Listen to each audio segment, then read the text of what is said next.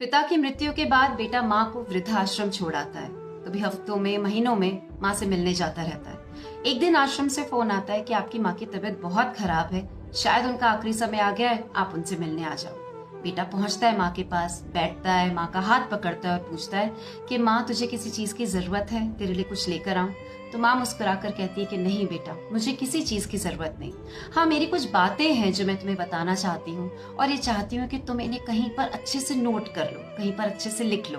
तो बेटा कहता है हाँ माँ बोलो।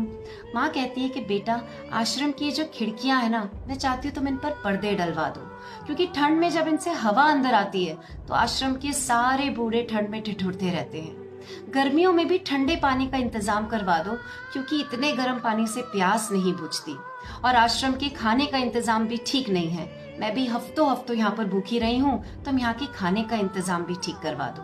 अब ये सारी बातें सुनकर बेटे को बड़ा आश्चर्य होता है, तो माँ से पूछता है कि माँ, मैं तो हफ्तों में महीनों में तुझसे मिलने आता रहा हूँ, तूने पहले तो कभी मुझे ये सारी बातें नहीं बोली। तो माँ बड़े प्यार से मुस्कुराकर कहती है कि बेटा, मैं तो यहाँ रहते रहते सर्दी, गर्मी, प्यास, भूख ये सब झेलना सीख गई थी, लेकिन जब आगे तेरी औलाद तुझे यहाँ छोड़ के जाएगी तो तू ये सब बर्दाश्त नहीं कर पाएगा, क्योंकि मैंने तुझे बहुत लाड प्यार से पाला है।